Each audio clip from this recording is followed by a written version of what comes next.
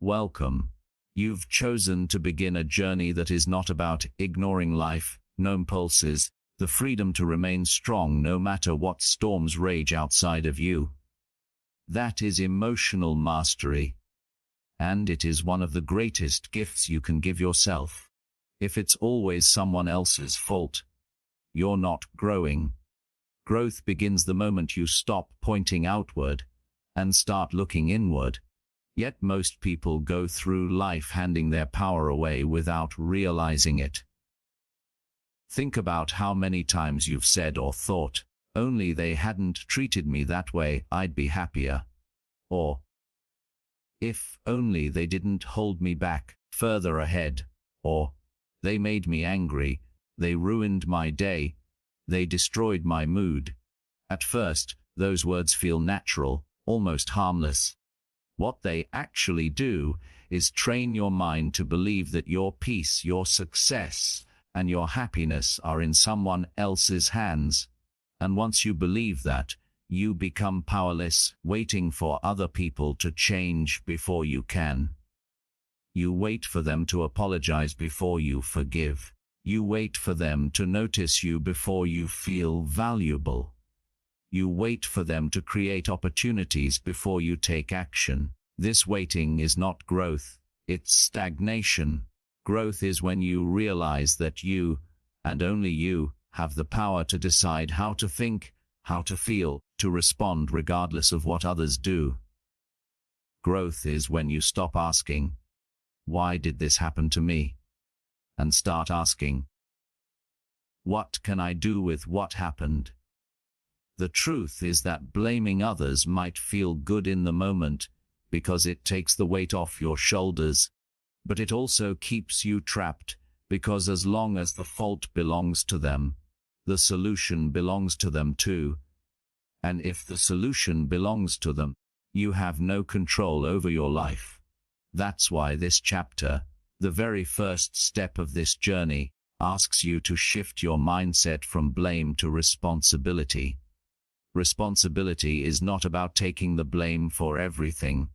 It's about taking ownership of your reaction to everything. You didn't choose the family you were born into. You didn't choose the mistakes people made around you. You didn't choose the betrayals, the rejections, the unfairness, or the moments of loss.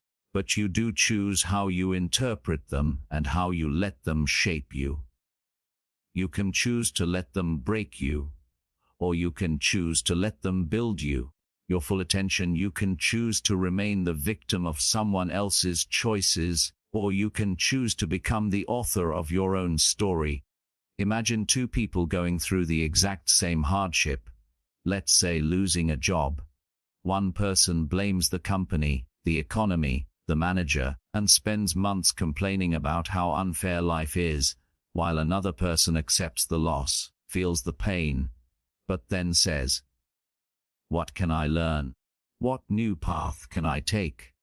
How can I turn this setback into the beginning of something new?"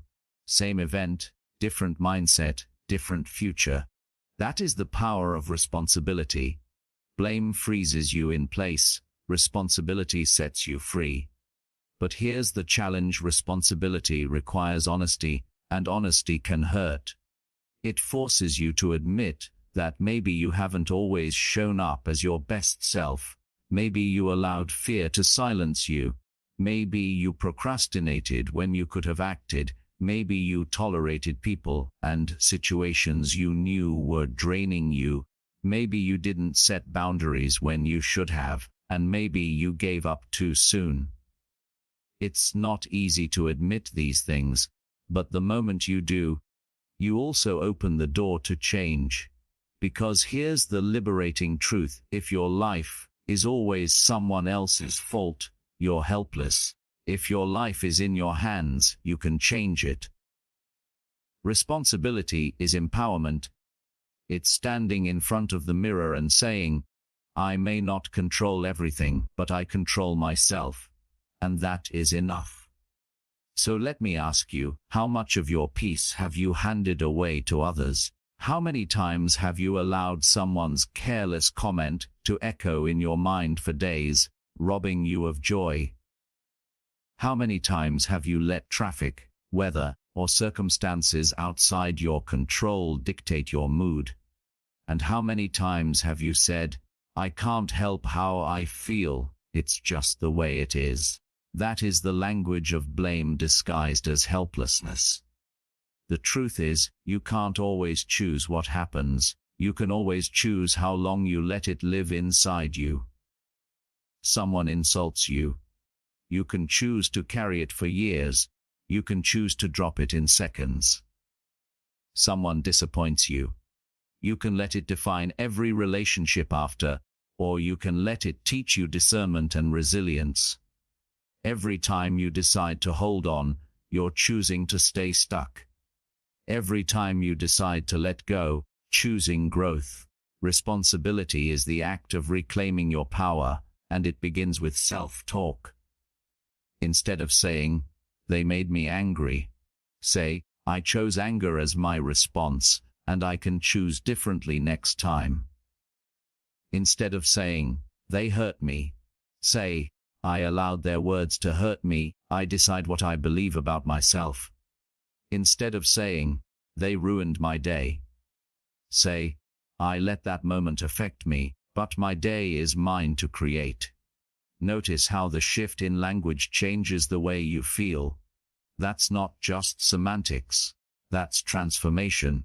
Your self-talk is the script of your life. And when you speak as though others hold the pen, you lose control of the story. When you speak as though you are the author, you take control back.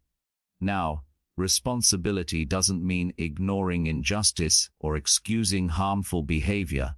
It doesn't mean you blame yourself for what others did wrong. It means you stop giving them the power to decide how the rest of your life will unfold. It means you stop saying, "Because of them, I'll never heal," and start saying, "Despite them, I will rise." Responsibility shifts the focus from what happened to what you can do now. The past is heavy, but responsibility makes the present light. It hands you the tools to build again, no matter what was destroyed. So, here's the challenge I want you to take from this first chapter for the next week. Every time you catch yourself saying, "It's their fault, they made me feel this way, they ruined it, they held me back," stop and reframe it. Replace blame with ownership. Say instead, "This is how I responded, and I can choose differently. This is what I learned. This is how I grow." At first, it will feel uncomfortable because blame is a habit, and habits don't break easily. But with practice, you'll notice a shift. You'll begin to feel lighter, freer, more in control of your own mind. And soon, you'll realize that the people who used to control your emotions no longer have that power. Circumstances that used to break you no longer shake you. Why? Because you've taken full responsibility, and responsibility is the first step to freedom. If it's always someone else's fault, you're not growing. But the moment you say, "It's my life, and I own it," that's the moment you begin to rise. Your thoughts are the soil of your life, and whatever you plant there will grow, whether you intend it to or not. The mind is like a garden, and each thought is a seed. Some seeds are weeds that choke your peace, while others are flowers that nourish your soul. The problem is that most people walk through life planting weeds without realizing it, repeating thoughts of fear, failure, doubt, resentment, and self-criticism, and then wondering why their life feels heavy and their future looks bleak. If you wake up telling yourself, "Today will be stressful, nothing ever works out for me, I'm tired, I'm not enough," what kind of harvest are you expecting? That is the soil you've cultivated. Your actions, your emotions, and even your energy will grow from it. But here's the liberating truth. You are not stuck with the seeds you've already planted. At any moment, you can choose to rip out the weeds of negativity and start planting seeds of strength, resilience, and confidence. Talk is the water that nourishes these seeds. When you tell yourself, I am capable, I am learning, I am growing, I always find a way, you water the flowers of possibility. Over time, the garden of your mind transforms, and so does the garden of your life. This is why positive self-talk is not just some cliché or motivational slogan. It is the foundation of growth. Inner dialogue is the invisible force directing your choices, shaping your emotions, and coloring the way you see the world. If your self-talk is toxic, everything feels toxic. If your self-talk is empowering, everything feels possible. The mind is both a filter and a magnet, filters reality through the lens of your beliefs, and it attracts more of what you expect. Think of two people standing in the same storm. One says, "This storm will destroy me," and the other says, "This storm will strengthen me." The storm is the same, but the lives they live after it will not be. That difference is not luck, it is mindset. And mindset is shaped by self-talk. Every single day you are speaking to yourself in ways that either weaken you or strengthen you. Most of the time, it happens without awareness. You miss a deadline and you say, "I'm such a failure." You make a mistake and you say, "I always mess things up." You compare yourself to someone else and you say, "I'll never be as good as them." These are not just harmless words. They are commands to your subconscious. Your brain believes what you repeat to it. Adjust your emotions and your behavior to match the story you're telling. If the story is weakness, you'll act weak. If the story is strength, you'll act strong. That's why changing your self-talk is the most powerful change you can make. Instead of saying, "I failed," say, "I learned." Instead of saying, "I'm not enough," say, "I'm growing stronger every day." Instead of saying, "I can't do this," say, "I haven't figured it out yet, but I will." This is not lying to yourself. It's choosing to interpret reality in a way that empowers rather than cripples you. Negative self-talk is like pouring poison into the soil of your life. Positive self-talk is like adding sunlight and rain.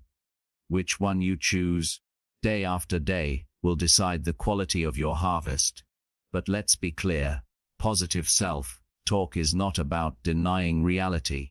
It's not about pretending challenges aren't real or pain doesn't exist. About refusing to let those challenges define your identity or dictate your future. It's about saying, "Yes, this is difficult, I am more than my difficulty. Yes, I've fallen, but falling is part of walking. Yes, I feel fear, but fear does not control me." That's the power of constructive inner dialogue. It doesn't blind you to life's struggles, but it gives you the strength to walk through them without breaking. The truth is, every great transformation begins in the mind. Athletes, leaders, creators, innovators, they all know that the battle is won or lost long before action, in the quiet conversations they have with themselves. A runner who tells herself she can't finish the race will quit long before her body gives out. Entrepreneur who tells himself he's not capable will never take the risks that lead to success. But the one who says, "I will try again, I will keep going, I will make it work," creates possibilities where others see dead ends. That's the difference self-talk makes. And here's something to remember: your mind is always listening. Every complaint, every self-criticism, every hopeless thought is recorded and reinforced. That's why you have to become intentional with your words, guarding yourself. Talk the way a gardener guards against weeds. You cannot stop negative thoughts from popping up. Just like weeds, they will always try to grow. But you can stop watering them. You can notice them and then choose to replace them. Say you're about to give a presentation and the thought comes, I'm going to mess this up. Don't water that seed. Instead, replace it with, I've prepared, I'll do my best, and I am capable. Over time, practice rewires your brain. Neuroscience calls it neuroplasticity, the brain's ability to form new pathways. The more you practice positive self-talk, the stronger those pathways become, and the weaker the old negative ones get. Eventually, optimism becomes your default, and confidence becomes your baseline. Imagine waking up every day and your first thought being, I can handle today. Whatever comes, I will grow through it. Imagine facing setbacks and instantly thinking, this is an opportunity in disguise. Imagine walking into challenges with the calm certainty that you can figure it out. That is what happens when you consistently cultivate empowering self-talk. Your outer world begins to reflect your inner world. Relationships improve because you're not as defensive. Opportunities open because you carry yourself with confidence. Stress doesn't crush you because you frame it as growth. It all starts with what you say to yourself when no one else is listening. So ask yourself, what kind of seeds have you been planting? What kind of garden have you been tending? If it's filled with weeds of doubt and despair, that's okay. It's never too late to clear the soil and start fresh. Every day is a new chance to speak life, to speak strength, to speak resilience into your mind. Start small. Replace one negative phrase with a positive one. Catch yourself in the act of self-criticism and reframe it. Write down affirmations that remind you of your strength. And when it feels awkward or fake, remember, the old negative self-talk felt natural only because you repeated it for so long. Positive self-talk becomes natural the same way, through repetition. With time, it will not feel like pretending. It will feel like remembering who you always were: capable, resilient, and strong. Your thoughts are the soil of your life. Choose wisely what you plant, because you will one day live in the harvest. Emotions are visitors, not masters. The sooner you understand this truth, the sooner you free yourself from being controlled by them. Every emotion you feel, anger, sadness, joy, excitement, frustration, disappointment, fear, arrives like a guest knocking at the door of your mind. Some visitors are welcome and fill the room with light, while others bring a stormy energy that shakes your peace. The problem begins when you forget that they are just visitors, and you give them permanent residency. You let anger unpack its bags and live inside you for weeks. You let fear build a fortress in your heart and keep you from acting. You let sadness become your permanent lens for viewing life. And before long you can't tell the difference between who you are and what you feel. But emotions are not your identity. They are simply experiences that move through you. You are the awareness behind them, the observer who notices them come and go. Think about the last time you felt deep anger. At that moment, it felt so real, so all-consuming, that you probably believed it would never pass. Yet here you are, and the anger is gone, replaced by another emotion, maybe even something completely opposite. The same is true for sadness, fear, or even joy. They come, they stay for a while, and eventually they leave. If you can learn to see them as temporary guests, rather than permanent rulers, you'll stop letting them dictate your life. This doesn't mean you suppress them, or pretend they don't exist. Suppression only makes them stronger, like trying to push a beach ball underwater. It will only explode back up with more force. Instead, the key is to allow emotions to visit without letting them take over the house. Imagine your mind as a living room. When anger comes, acknowledge it. Hello, I see you. Let it sit down for a while, notice what it wants to show you, and then kindly show it to the door. Don't let it take over the whole space, rearrange the furniture, and invite in its friends' resentment and bitterness. The same goes for sadness. Let it sit with you, cry if you must, feel the depth of its presence, but remember it is only a guest, not your permanent roommate. This perspective shifts everything, because once you see emotions as visitors, you also see that you always have a choice in how long they stay and how much influence they hold. The truth is, emotions are signals, not sentences. They are like notifications from your inner world, pointing to something you value or something that needs attention. Often signals a boundary being crossed. Sadness signals loss or disconnection. Fear signals uncertainty or risk. Joy signals alignment and fulfillment. You pay attention to the signal, you gain wisdom, but if you mistake the signal for your identity, you get lost in it. For example, if you feel fear before taking a big step, it doesn't mean you are a coward. It means you value safety and predictability, and your mind is warning you of the unknown. If you feel sadness after losing something or someone, it doesn't mean you are broken. It means you cared deeply, and your heart is honoring what was lost. If you feel anger when someone disrespects you, doesn't mean you are an angry person. It means you value respect and justice. When you learn to separate yourself from the emotion, you can use the signal for growth without letting it consume you. But most people do the opposite. They merge with the emotion until it becomes their whole identity. They don't say, I feel anger. They say, I am angry. They don't say, I feel sadness. They say, I am sad. Do you see the difference? One creates space between you and the feeling, while the other chains you to it. You are not your emotions. You are the awareness experiencing them. This is why mindfulness and self-talk are so powerful. They remind you of your true role as the observer. When an emotion rises, pause and name it. I notice I'm feeling anxious. That simple act of naming creates separation. Then remind yourself, this is just a visitor. It will pass. This doesn't deny the intensity of what you feel, but it prevents you from handing over the keys to your life. Think of a storm outside your window.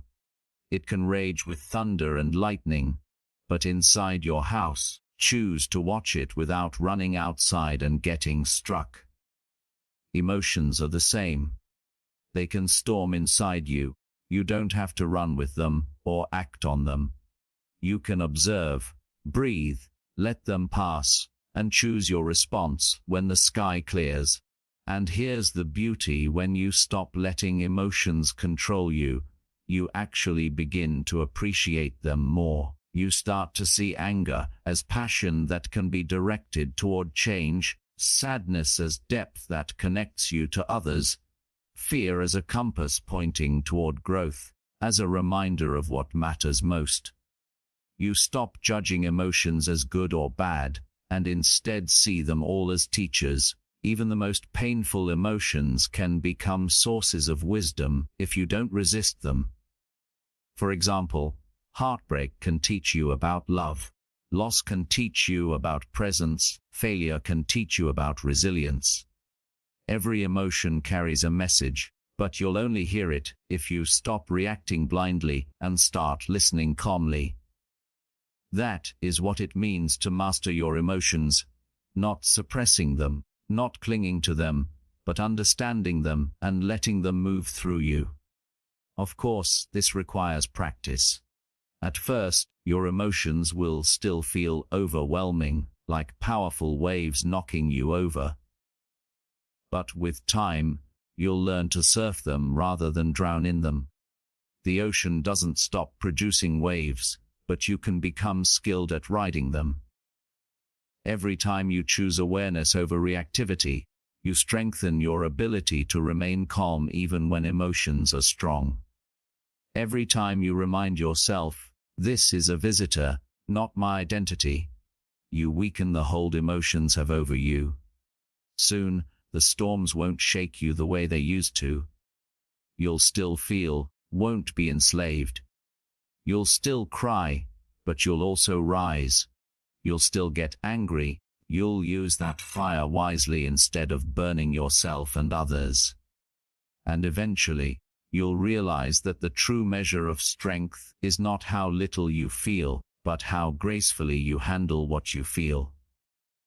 Strength is not numbness. Strength is calm awareness in the middle of chaos. So the next time an emotion rises within you, pause and remember this: it is only a visitor knocking at your door, but you decide how long it stays. You are the host, not the guest. You are the sky, not the cloud. You are the awareness, not the storm. And in that awareness lies freedom. The freedom to feel fully without being ruled. The freedom to learn without being trapped. Freedom to experience life deeply without losing yourself in it. Detach from what you cannot control, because most of the weight you carry is not from life itself, but from your resistance to life, from your constant battle against things that were never yours to fight. Think about how often your peace is destroyed not by what you did, but by what you could not control: the traffic that makes you late, the weather that ruins your plans, the person whose words cut you down, the unexpected loss that changed your direction, the choices of others that rippled into your world. We spend so much of our lives wrestling with these things, wishing they were different, replaying them in our heads, asking why it had to be this way. In that endless resistance, we drain our own strength. The truth is simple, but hard to accept. You cannot control the rain, but you can always carry an umbrella. You cannot control the way people speak, but you can control how deeply their words sink into your soul. Cannot control the past, but you can decide how you carry it forward. You cannot control how someone feels about you, but you can control how much of your self-worth you place in their hands. Detachment does not mean indifference. It does not mean coldness. It does not mean giving up. It means releasing the illusion of control over what was never yours, and placing your energy into what truly belongs to you: your actions, your choices, your mindset, and your responses. Imagine standing at the edge of the ocean, shouting at the waves to calm down, screaming at the tide to stop rising. You could spend hours exhausting yourself, but the sea will not listen. Yet if you step back, accept the tide for what it is, and learn to swim with its rhythm, the same sea that once seemed like an enemy becomes a source of peace, even joy. Life is no different. The storms will come whether you resist them or not.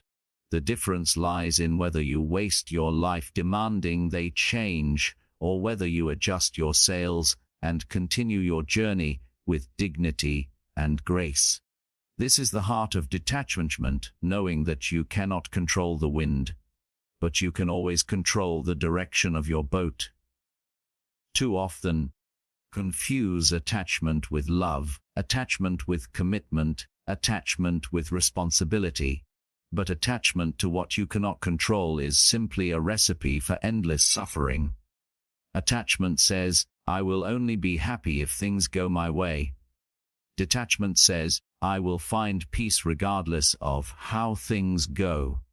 Attachment ties your emotions to other people's moods, their choices, their mistakes. Detachment allows you to care deeply while still maintaining your center, your balance, your peace. It is the ability to stand in love without losing yourself, to hold responsibility without carrying burdens that do not belong to you. experience life fully without being destroyed by its unpredictability. Some people think detachment is a weakness, but in truth, it is the highest form of strength. Anyone can react when life doesn't go their way, but it takes power to remain calm in chaos. Anyone can fall apart when others disappoint them, but it takes strength to rise above the noise and remain steady. Detachment is not running away from life. It is stepping into life with clarity, refusing to be enslaved by forces outside your control. Think of the moments that have hurt you most. Was it the event itself, or was it your attachment to how you thought things should have been? Someone left, you told yourself they should have stayed. You failed, and you told yourself, I should have succeeded by now. You were betrayed, told yourself, they should have been loyal. The pain was not just in the event, but in your resistance to it, your insistence that life obey your expectations. Detachment does not erase pain, but it allows pain to pass without turning into permanent suffering. Whispers, yes, this happened, and yes, it hurts, but I release what I cannot change, and I return to myself. With detachment, you stop trying to control people who will never be controlled. You stop clinging to outcomes you cannot guarantee. You stop fighting battles that only deplete you. Instead, you focus on what is always within your reach, your perspective, your effort, your self-talk, your energy, your inner world. This is where true power lives, because while the external world is unpredictable, the internal world can be trained, strengthened, and mastered. Every moment you detach from what you cannot control, you reclaim energy to invest in what you can. Instead of wasting hours replaying an insult, you can use those hours to improve your craft, to care for your health, to deepen your peace. Instead of resenting what you lost, you can focus on building what is next. Instead of demanding people behave differently, you can decide the boundaries you set and the respect you demand. Detachment is not passive. It is an active choice to redirect your energy away from futility and toward growth. But detachment requires trust. Trust that life has a rhythm. Trust that even in chaos there is order. Trust that what is yours will come, and what leaves was never meant to stay. It requires humility to admit that you are not the master of the universe, only the master of your own mind. And it requires courage to let go, because letting go feels like loss, when in truth it is liberation. The moment you let go of controlling what you can't, create space for peace to enter. You create space for gratitude, for acceptance, for focus.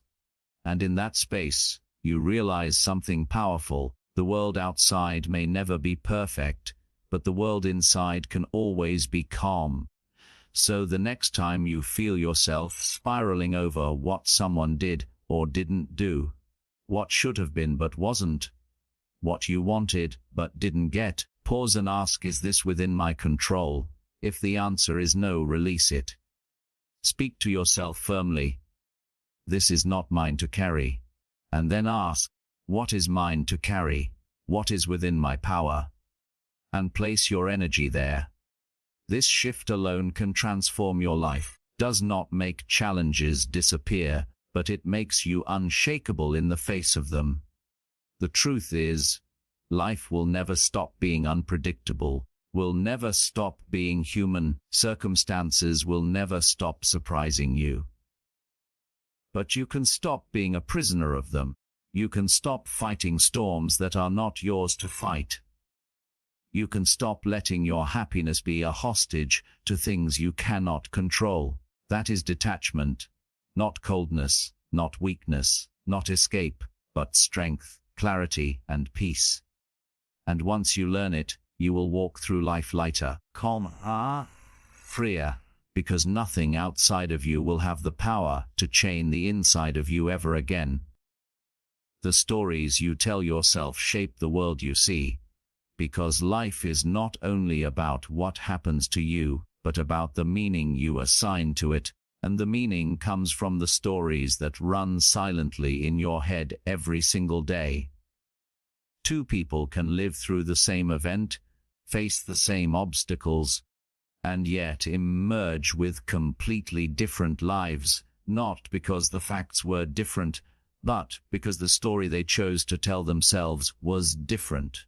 One person says, "This challenge is breaking me," and sinks into despair, while another says, "This challenge is building me," and rises stronger than before. One person says, "Everyone is against me," and lives in paranoia and resentment, while another says, "I am learning who truly supports me," and grows wiser and more discerning. The difference is not luck, not fate, not circumstance. It is story. Stories are powerful because they are the lens through which you interpret reality, and once you believe a story, your mind will bend every fact, every memory, and every observation to fit it. If you tell yourself the story, "I'm unlucky," you'll notice only the things that go wrong and ignore the blessings that went right. If you tell yourself the story, "I'm resilient," you'll notice how many times you've gotten back up, and use that to fuel you forward. This is why your inner narrative is your greatest power or your greatest prison. Give them your full attention. Most people don't even realize the stories they are telling themselves, because they have repeated them for so long that they sound like truth. "I'm always late." "I can't lose weight." "People don't like me." "I'm not smart enough." These phrases might sound like descriptions, but they are actually stories, and stories become self-fulfilling prophecies.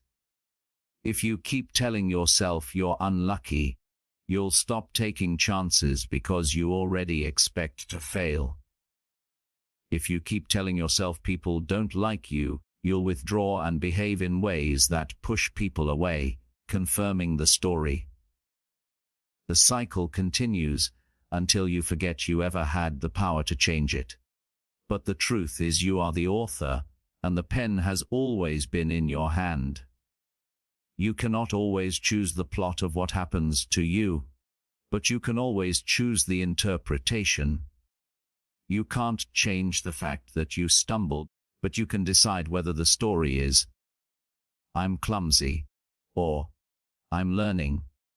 You can't change the fact that someone betrayed you, but you can decide whether the story is, "I'll never trust again," or "I now know the value of boundaries."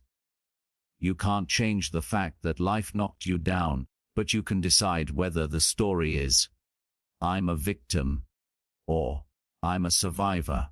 This choice matters because the story you tell will either limit you or liberate you. And here's the deeper truth.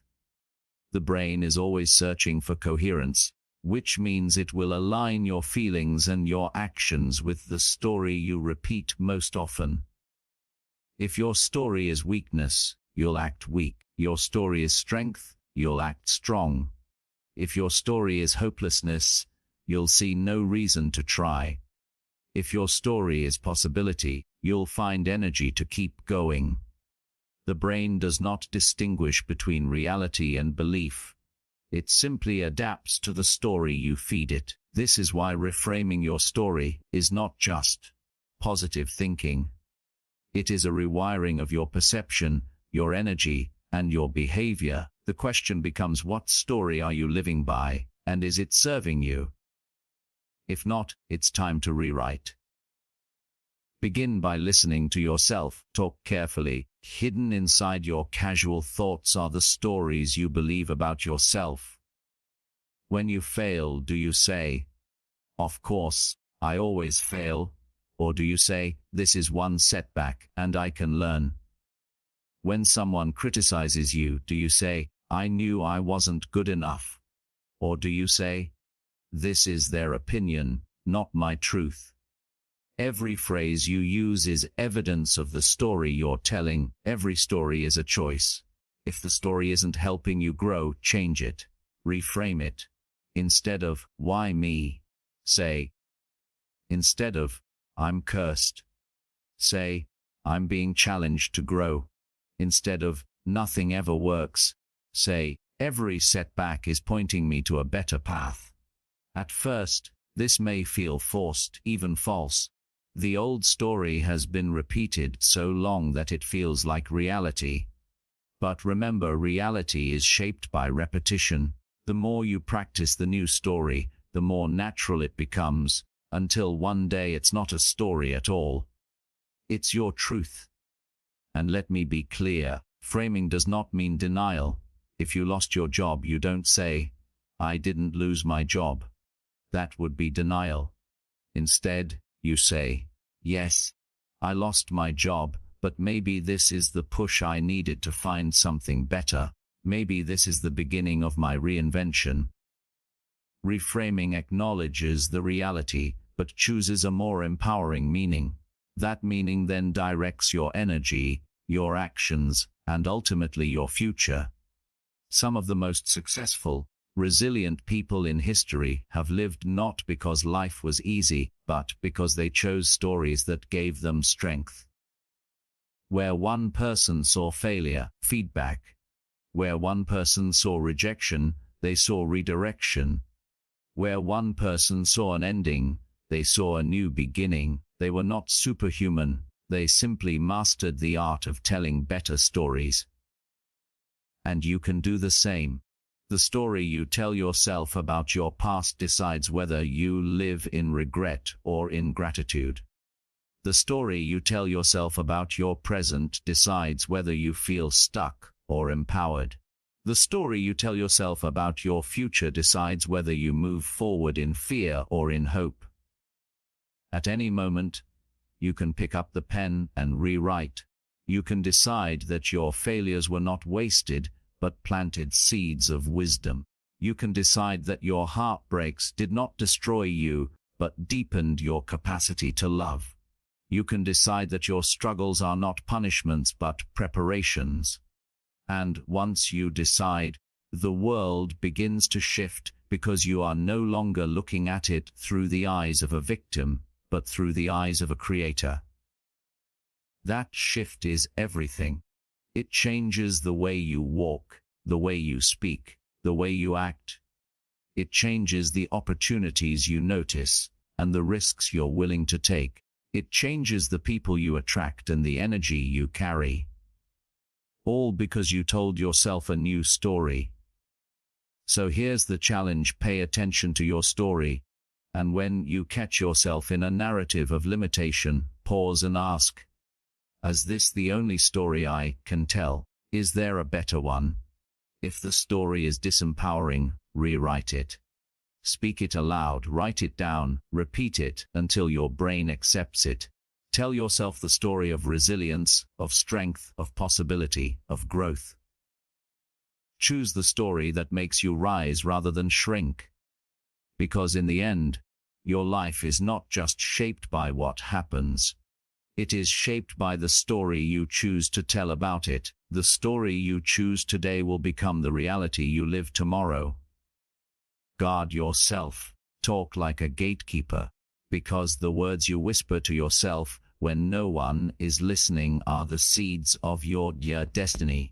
And whatever seeds you water the most will eventually grow into the reality you live. Every day, from the moment you wake up to the moment you fall asleep, your mind is speaking, commenting, narrating, interpreting, and shaping your emotions. And the tragedy is that most people never stop to question whether the voice inside is their greatest ally or their worst enemy. Think of how many times you've called yourself stupid, lazy, unworthy, or incapable without even realizing it. Think of how quickly you criticize yourself for mistakes, but how rarely you celebrate yourself for progress. You spoke to a friend the way you sometimes speak to yourself. Would they want to stay?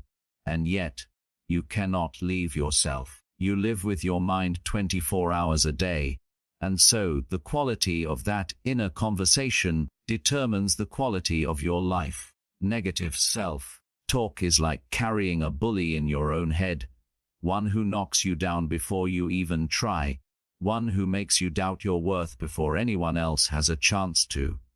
Positive self-talk, on the other hand, is like carrying a coach, a mentor, a supporter inside of you, one who lifts you, who reminds you of your strength, who steadies you when fear takes over. And here's the truth: you cannot control everything that happens in the world outside, but you can always control the language you use inside. That is why guarding your self-talk is one of the most powerful forms of self-mastery. Imagine two people facing the same challenge. Both of them stumble, both of them fall. The first says to themselves, "I'm such a failure, I always mess things up, I'll never get this right." That story becomes a heavy chain that drags them down and convinces them not to rise. The second says, "Okay, I made a mistake, but I can learn, I can adapt, I can try again." That self-talk is like a hand reaching down to pull them up, giving them the energy to move forward. The difference between those two people is not their failure, but the language they chose in response. Language matters because your subconscious mind listens to everything you say, and it believes you. If you say, "I'm hopeless," your mind does not argue, it simply adjusts your perception to fit hopelessness. If you say, "I am strong enough to handle this," your mind begins to search for proof of your strength. Your brain is wired to prove your words true, which means your self-talk is not harmless. It is programming. This is why the most successful people speak to themselves with intention. They affirm their vision. They remind themselves of their worth. They use language to fuel rather than to drain. It's not because they never feel fear or doubt, but because they refuse to let fear and doubt have the loudest voice in their heads. You can do the same. Guarding your self-talk begins with awareness. Listen to yourself throughout the day. When you say things like, "I can't," "I'm terrible at this," "I always fail," or "no one cares," notice the tone of your inner voice. It's harsh, critical, impatient. Then ask yourself, would I speak to someone I love this way? If the answer is no, then you don't deserve it either. Awareness is the first step, but the second step is replacement. You cannot just silence self-talk, you must redirect it. When you catch yourself saying, "I can't," replace it with, "I will find a way." When you catch yourself saying, "I'm not good enough," replace it with, "I'm improving every day." When you catch yourself saying, "This is impossible," replace it with, "This is challenging, I can learn." At first, it may feel fake. Your old self-talk has been rehearsed for years, maybe decades, so the new phrases may feel uncomfortable. But remember, repetition created the old voice, and repetition will create the new one. Keep practicing until your mind accepts the new programming. This is not just about affirmations, it is about identity. The words you use shape who you believe you are. If you keep saying, "I'm lazy," you will behave in alignment with laziness. If you keep saying, "I'm disciplined," you will begin to act like someone disciplined. Words create identity, identity shapes behavior, and behavior shapes destiny. This is why guarding your self-talk is not a small habit. It is the foundation of transformation. But let's be clear, positive self-talk is not about denying reality or pretending everything is perfect. It's not about saying, "I'm amazing at this," when you know you are just beginning. It's about speaking to yourself in a way that encourages growth rather than destruction. Instead of, "I'm terrible at this," say, I'm learning and I will get better. Instead of, this is too hard. Say, this is hard, but I am capable of handling hard things. Positive self-talk is honest but empowering. It acknowledges reality while choosing an interpretation that fuels resilience and action. And the beauty of it is that the more you practice, the more natural it becomes, until one day you realize that the harsh critic in your head has been replaced by a supportive guide. Imagine living like that. Imagine waking up and the first thought that greets you is, today is a chance to grow. Imagine facing a challenge and hearing, I've overcome harder things before, I can do this too. Imagine making a mistake and hearing, that's okay, give them your full attention, I'm still learning. How different would your life feel if the voice in your head spoke to you with encouragement instead of criticism? That is the power you have when you guard your self-talk. It can transform your confidence, your energy, your relationships, your health, even your success. Because when the inside of you becomes a place of strength, nothing outside of you can break you. And the truth is, world is already loud enough with critics, doubters, and negativity. You don't need to add another one inside your own head. What you need is an inner ally, a voice that believes in you, a voice that steadies you when the world shakes. You can become your own ally by guarding your self-talk and feeding it with language that builds instead of destroys. So starting today, make a commitment. No more careless self-talk. Every word you speak to yourself will be intentional. Every phrase will be chosen with care. Treat yourself as someone worth encouraging, because you are. And the more you practice, the more you will see yourself. Talk is not just background noise. It is the script of your life. And if you change the script, you change the story. And if you change the story, you change your destiny. Master your emotions before they master you, because emotions are powerful forces that can either carry you to greatness or chain you to destruction, and the difference lies in whether you control them or they control you. Too many people believe they are at the mercy of how they feel, saying things like, I can't help it, I'm just angry, or I can't stop worrying. That's just who I am. But the truth is that, while you cannot always control the first spark of emotion, you can absolutely control how long you feed it, how much power you give it, and what you do with it once it arrives. Emotions are signals, not dictators.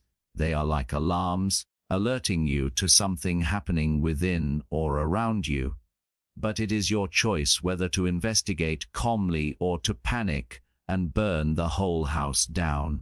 Anger may tell you that your boundaries have been crossed, but you can choose to use that information to set firmer boundaries rather than explode in rage. Fear may warn you of danger, but you can choose to distinguish between real threats and imagined ones.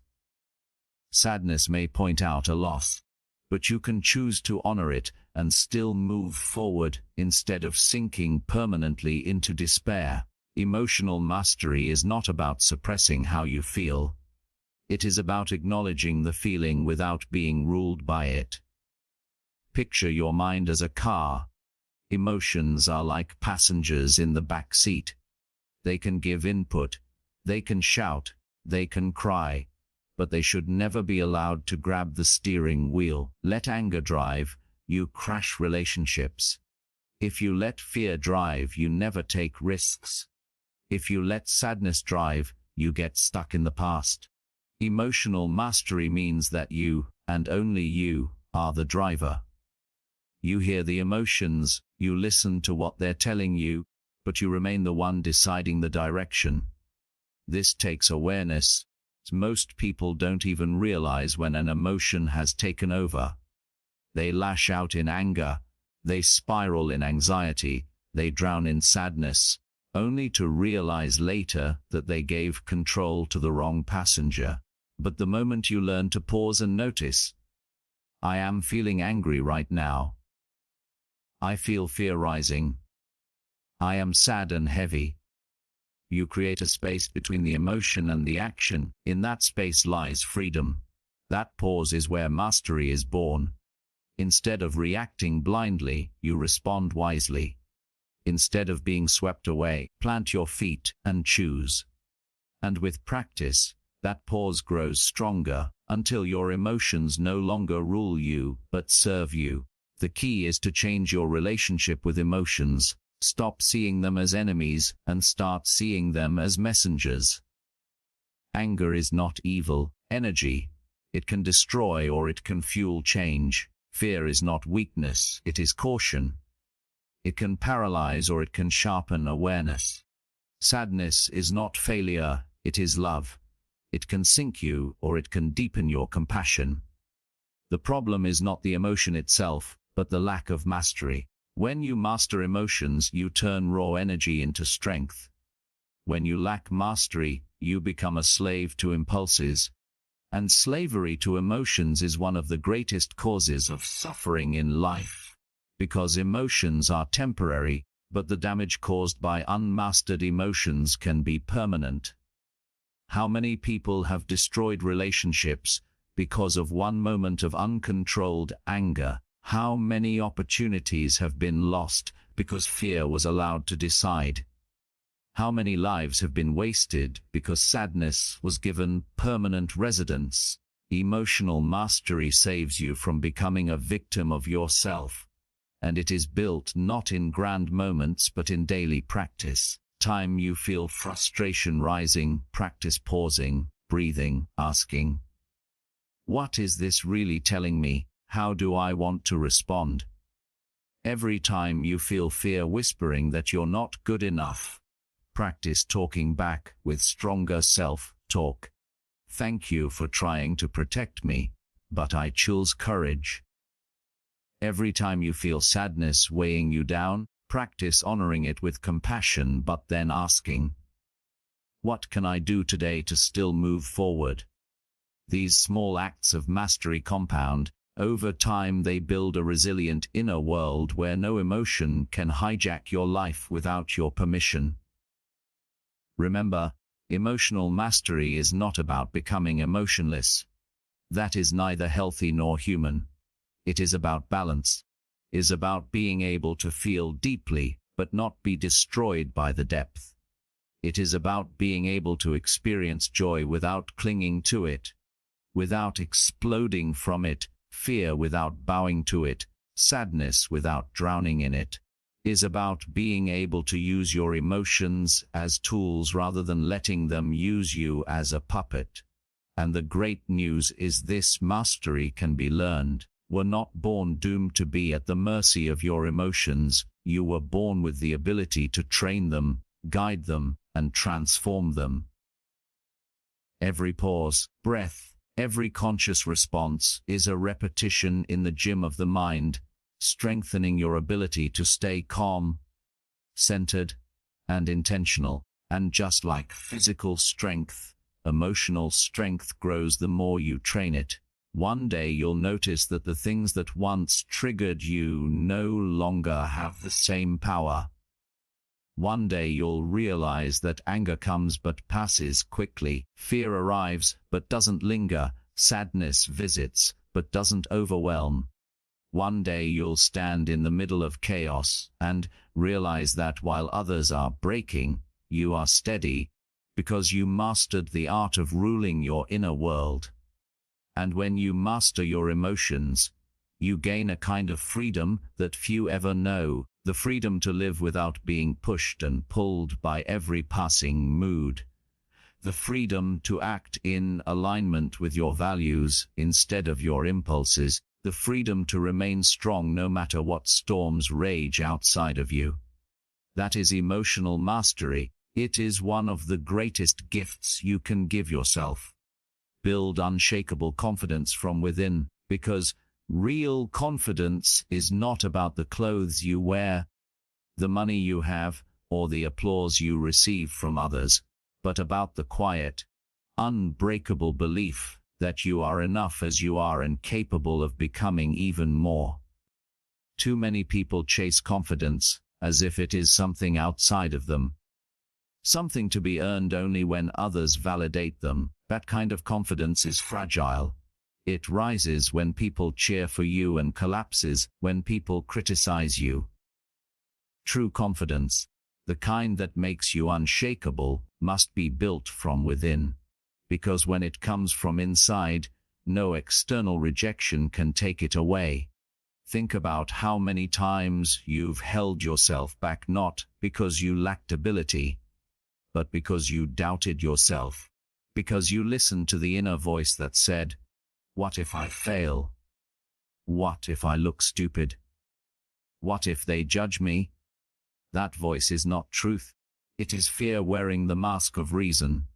And the only way to silence it is not to wait until you feel confident, but to act despite the fear. Prove to yourself through experience that you are stronger than you think. Confidence is not built in theory, it is built in action.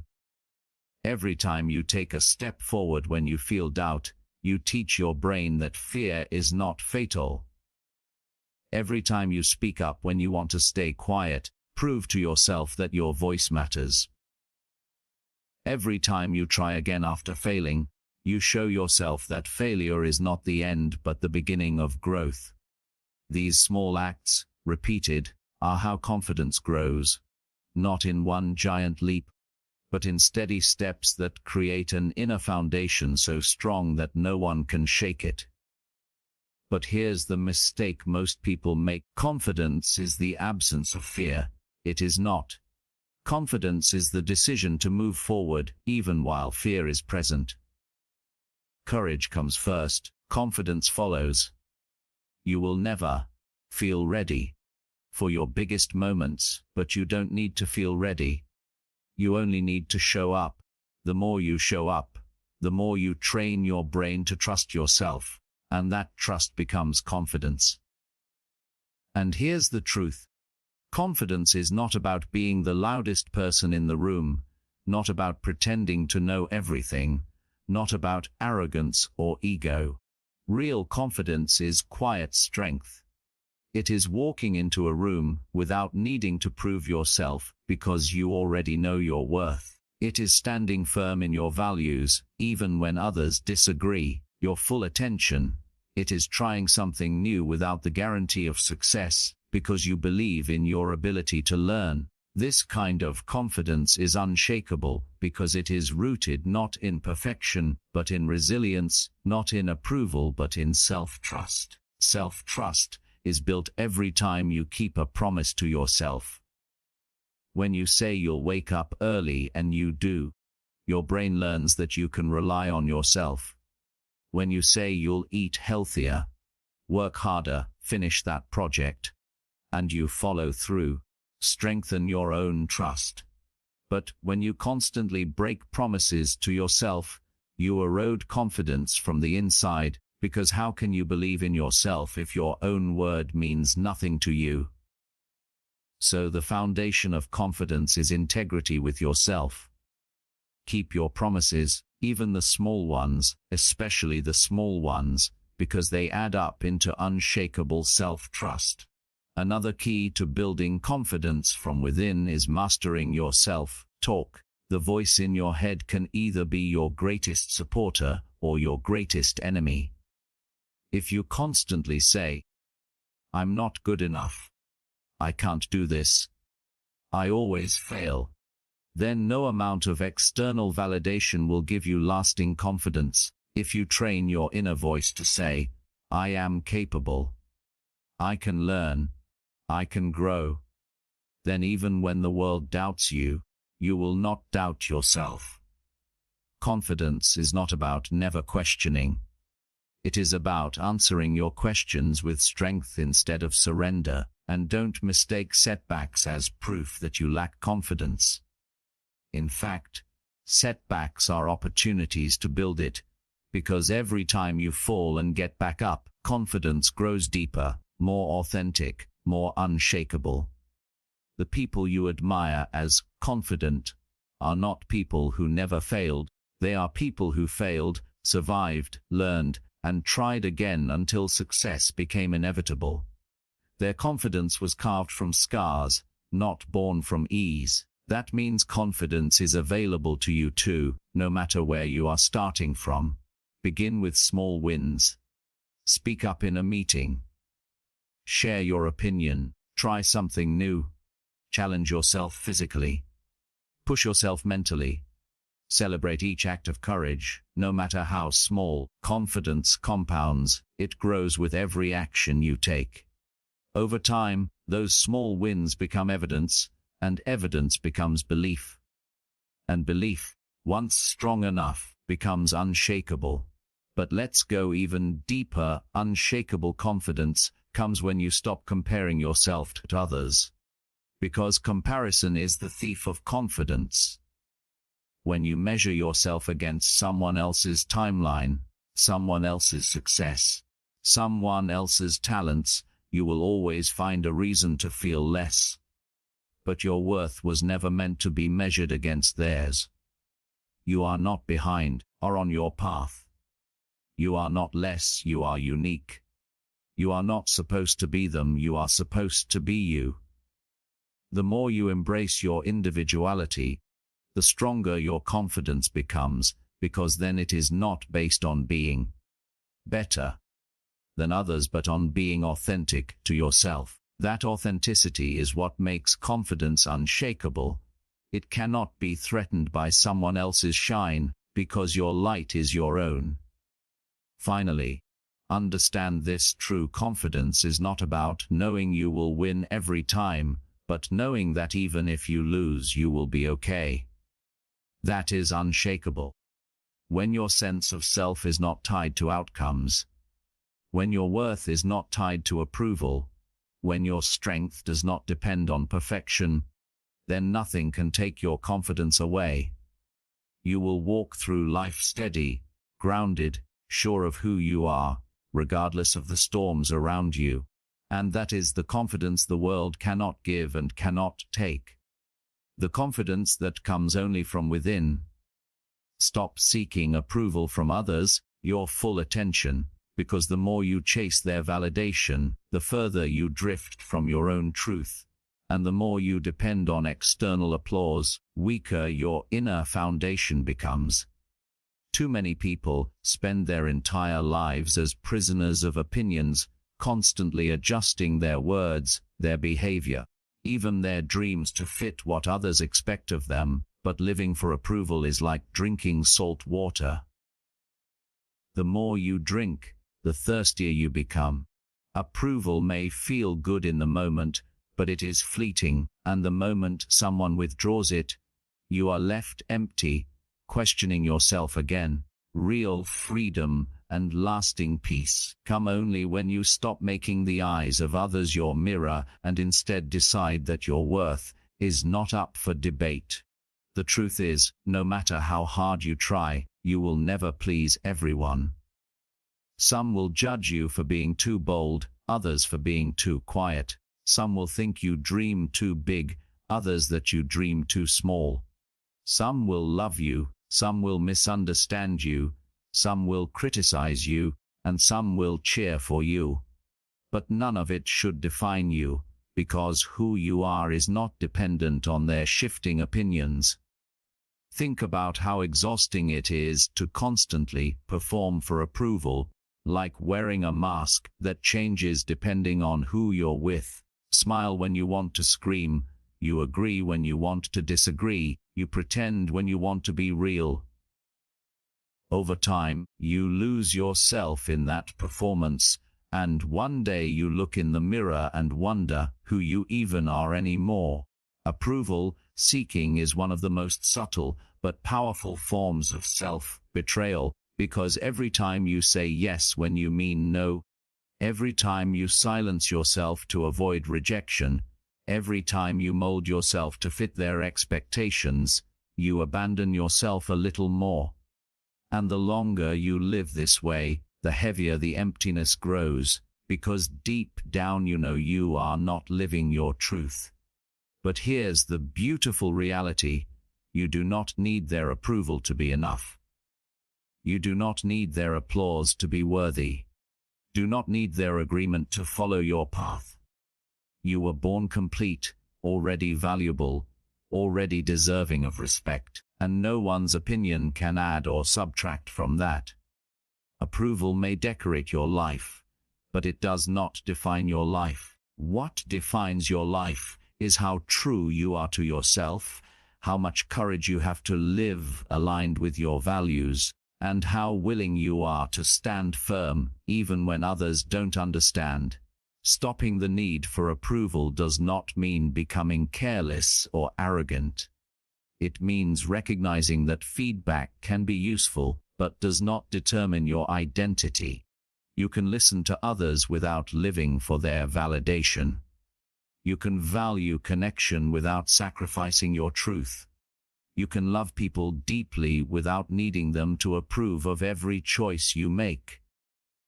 The shift happens when you ask yourself, am I doing this because it aligns with my values, or because I want them to like me?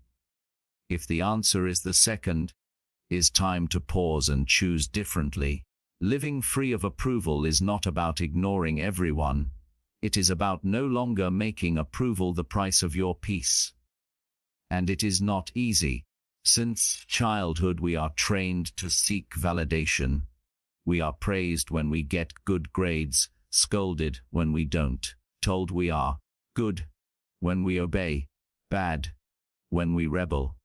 Slowly, we learn to measure our worth by the reactions of others, but adulthood demands that we unlearn this dependency. You are no longer a child needing a gold star. You are an adult who must learn to give yourself approval first, and let external approval be optional, not essential. This self-approval is built by honoring your values, keeping promises to yourself, and practicing authenticity, even when it feels risky. When you approve of yourself, rejection loses its sting, because there no longer means you are unworthy.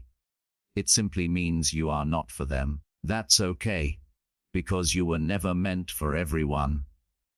Imagine the freedom of waking up and living not for likes, not for applause, not for permission, but for your own alignment. Imagine the energy you would save by no longer rehearsing every word in fear of judgment. Imagine the peace of knowing that even if the world disapproves, you will not abandon yourself. That is real freedom, and it is possible. It requires courage, the courage to be disliked, misunderstood, and even criticized. It requires the courage to disappoint others rather than disappoint yourself. It requires the courage to stand firm in your truth when the crowd walks away. But in that courage, you discover something priceless. The people who truly matter will never need you to betray yourself to win their approval. The ones who love you for real will love you as you are. The rest were never meant to define you anyway. So from this moment forward, stop seeking approval, seek authenticity. Ask yourself daily, what do I want? What do I value? What feels true to me? Then act on those answers, even if no one claps. Because the applause of others is temporary, but the approval of your own soul lasts forever. And when you learn to live for your own approval, you become unshakable, because your worth is no longer in their hands. It is, and always has been, yours. Mastering emotional resilience is one of the most powerful skills you can ever develop, because life will always test you with setbacks, disappointments, rejections, failures, and unexpected storms, but resilience is what allows you to bend without breaking, to fall and rise stronger, face the fire, and still keep moving forward. Emotional resilience is not about suppressing your feelings or pretending that pain doesn't exist. It is about learning how to face your emotions without being consumed by them, how to process them without letting them control your life, how to bounce back quicker each time life knocks you down, Think about it, everyone experiences pain. Not everyone learns how to transform pain into power. The difference between people who crumble under challenges and those who grow through them is not luck. It is resilience. Resilience begins with acceptance, the ability to look at reality as it is instead of wasting energy wishing it were different. When something difficult happens, many people fall into denial, asking, "Why me?" or resisting the truth, but resistance only prolongs suffering. Acceptance does not mean you like what happened, it means you acknowledge it, because only then can you decide how to respond. Once you accept, you can shift your focus from what you cannot control to what you can. Resilient people know that they may not control circumstances, but they always control their attitude, their choices, and their actions.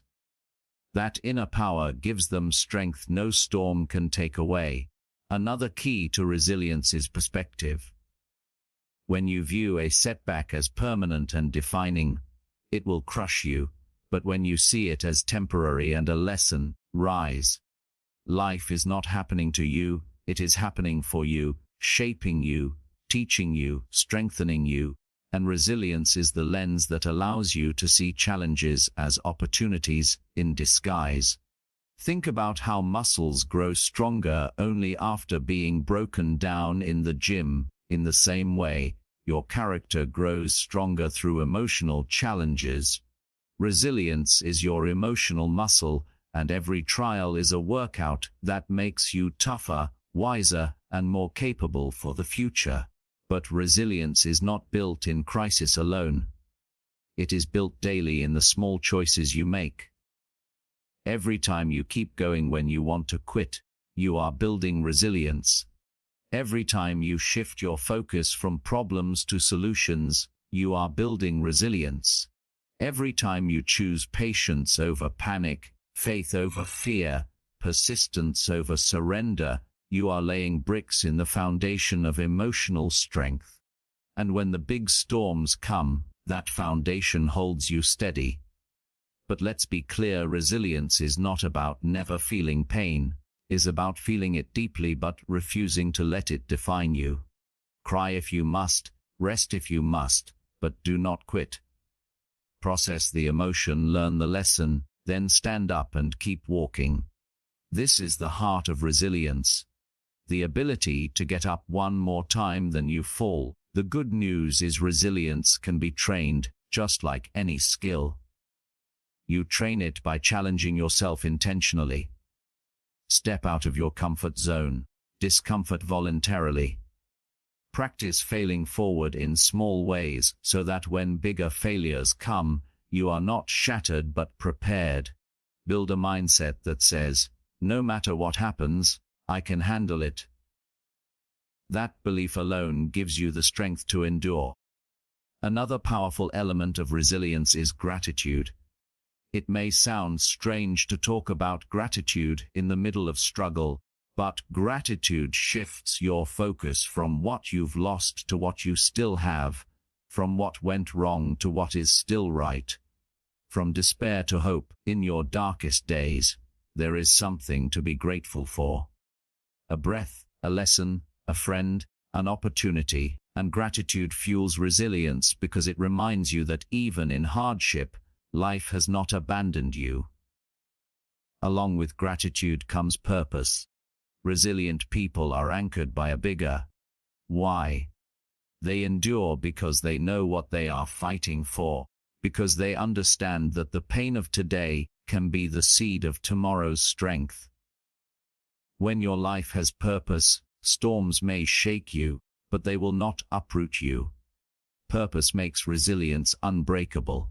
But perhaps the most underrated factor in emotional resilience is self-compassion. Too many people beat themselves up when they struggle, saying things like, I should be stronger, I should be over this by now, I shouldn't feel this way. But self-criticism only weakens you further.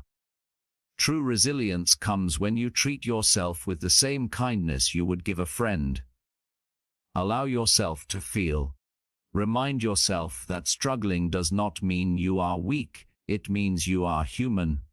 And remind yourself that every setback is temporary, every wound can heal, fall can be followed by a rise. Self-compassion is not softness. It is fuel for resilience, because when you stop fighting yourself, you have more energy to fight through life. And never forget, resilience grows strongest in community. We are not meant to carry our burdens alone. Reaching out for support, sharing your struggles, allowing others to lift you when you cannot lift yourself, is not weakness. It is wisdom. Resilience is not only about standing alone, it is about learning when to lean on others and when to let them lean on you. In that exchange of strength, resilience multiplies. So if you want to master emotional resilience, stop seeking a life without storms, and instead build the strength to sail through them. Train your mind to see setbacks as setups for growth. Train your heart to feel but not surrender to despair. Train your spirit to rise again and again until rising becomes your natural state. Because resilience is not something you use once. It is a way of life, a mindset that says, no matter what, I will not be broken. And when you live with that kind of resilience, life cannot defeat you. The storms may come, but you will bend, not break.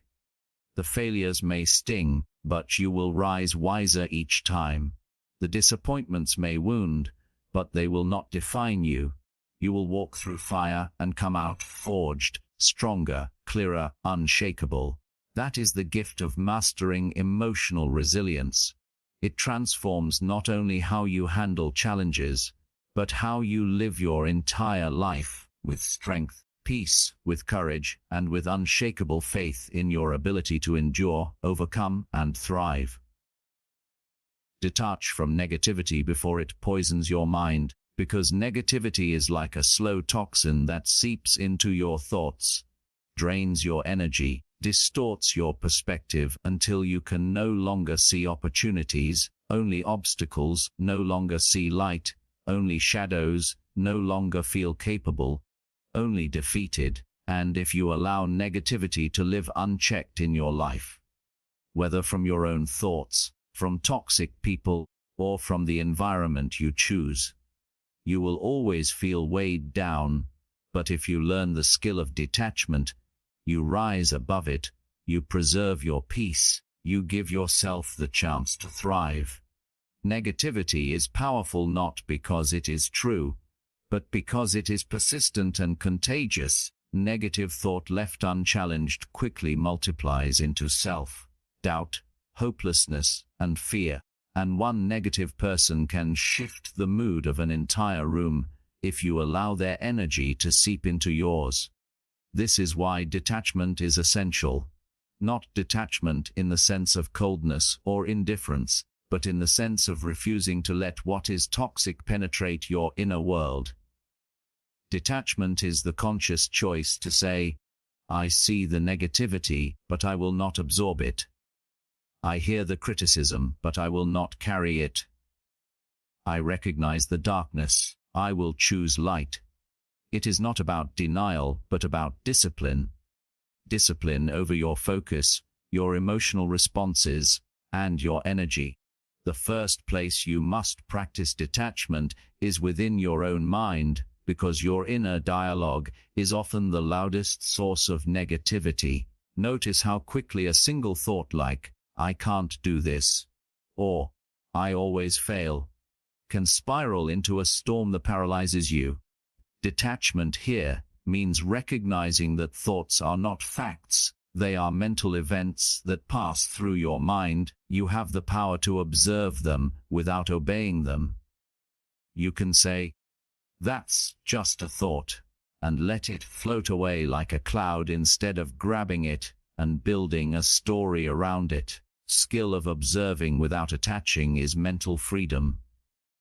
But negativity also comes from the outside world, from pessimistic news, gossip, complaining, toxic people who project their fears onto you.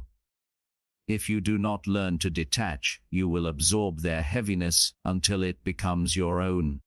Detachment here means setting boundaries, limiting exposure, and choosing your company wisely.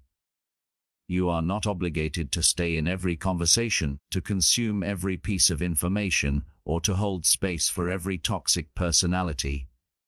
You have the right to walk away, to say no, to protect your peace.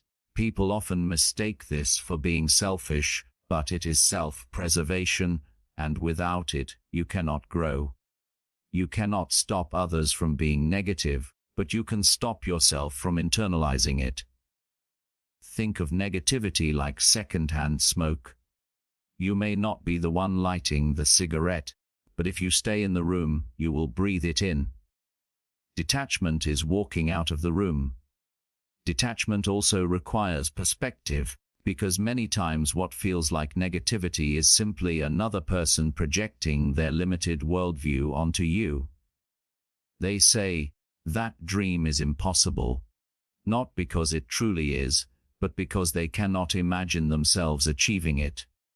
They say, "You'll fail," not because you will, but because they are afraid of their own failures. When you are detached, you see their words for what they are, a reflection of their reality, not yours. You stop taking everything personally, and in doing so, free yourself from carrying unnecessary weight. Detachment is not avoidance, it is strength. It allows you to stay present, calm, and rational even when negativity swirls around you. Imagine standing in the middle of a storm, but choosing not to let the rain soak you. That is what detachment feels like. You still see the storm, you acknowledge it, but you refuse to be drenched. And here's a truth most people miss. Detachment is not about ignoring problems or pretending everything is fine. It is about managing your energy so that you can solve problems without being consumed by them. A negative mind cannot produce positive solutions. When negativity arises, detach from the emotional pull of it, and then re-engage from a place of clarity and strength. Another key to detachment is cultivating practices that anchor you. Meditation, journaling, deep breathing, affirmations, tools that remind you that you are not your thoughts, not your circumstances, and not other people's opinions. These practices give you space between stimulus and response, and in that space lies freedom. Without detachment, you react impulsively to negativity, matching anger with anger, criticism with defensiveness, pessimism with despair. But with detachment, you respond intentionally, choosing peace over reaction, strength over surrender. Over time, this becomes second nature, and negativity loses its power over you. But let's also address the fear people have. If I detach from negativity, won't I become disconnected from reality? The answer is no, because detachment does not mean ignoring reality. It means choosing not to live in unnecessary suffering. Reality is the event. Negativity is the story we attach to it. Detachment allows you to deal with the event directly without drowning in the story. For example, losing a job is reality. Telling yourself, "I'm worthless, I'll never succeed, everything is ruined," is negativity. Detachment removes the story so you can focus on solutions, updating your resume, networking, applying again. Reality challenges you. Negativity paralyzes you. Detachment is choosing the first over the second. And here's the ultimate benefit: when you master detachment, you become emotionally unshakable. Negativity may knock on your door, but you don't let it in. Doubt may whisper, but you don't listen. Criticism may come, but it doesn't penetrate. You live lighter, freer, calmer, more focused. This not only improves your mental health, but also your performance, your relationships, and your ability to grow. The world will never run out of negativity, but you can run out of the need to carry it. That is the power of detachment. It puts you back in control of your inner world, no matter what is happening in the outer world. So decide today that you will no longer be a sponge for negativity. Instead, be a filter. Let the lessons in, let the toxicity out. Observe without absorbing, without internalizing. Experience without attaching. This is not indifference, it is wisdom. And when you live with this wisdom, you free yourself from the prison of negativity and open the door to peace, clarity, and strength. Embrace change before change forces you to grow. Life is movement, and nothing stays the same forever. Jobs evolve, relationships shift, opportunities come and go. Even the person you are today is not the person you will be tomorrow.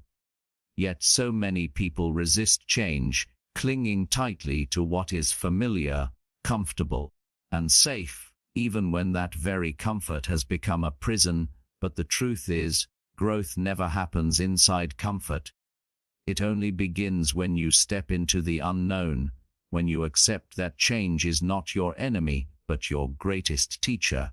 People often treat change as disruption, something that ruins the order of life, when in fact change is the order of life. In nature, changes, seasons shift, rivers carve new paths, trees shed leaves, the sun rises and sets. And we are no different, are designed to evolve, and when we resist, we suffer. Resistance to change is rooted in fear, the fear of losing control, the fear of uncertainty, the fear of failure. But fear disguised as logic is what keeps you stuck in the same patterns, living the same year over and over, and calling it a life. Embracing change means recognizing that uncertainty is not a void to fear, but a space of possibility. Because every new beginning hides, inside what looks like an ending, of the times in your life when you were pushed out of comfort. Maybe you lost a job, ended a relationship, moved to a new place, or faced an unexpected challenge. And at first it felt devastating, but later you realized it was the doorway to growth, strength, opportunities you would never have found otherwise. Change has a way of shaping you into the person you are meant to become. Stop resisting and start flowing with it. The mindset shift is this: stop asking, "Why is this happening to me?" and start asking, "What is this change trying to teach me?" With that shift, change transforms from a threat to a gift. But embracing change is not just about accepting what life throws at you. It is also about initiating change intentionally. Too many people wait until the pain of staying the same is greater than the fear of change before they move. But you don't need to wait for crisis. Can choose to change on purpose, to grow by design, to step out of your comfort zone before life forces you to. This is how leaders, creators, and visionaries live. They don't just adapt to change, they create it. They see change as the vehicle of evolution. And here's the truth: comfort feels good, but it never transforms you. Growth is uncomfortable by nature, because it stretches you beyond what you know. That stretch is where strength is born. Every new skill you learned, every risk you took, leap you made into the unknown. Those moments felt uncertain, maybe even terrifying, but they made you who you are today. Why do we resist change so much? Because we confuse safety with stagnation.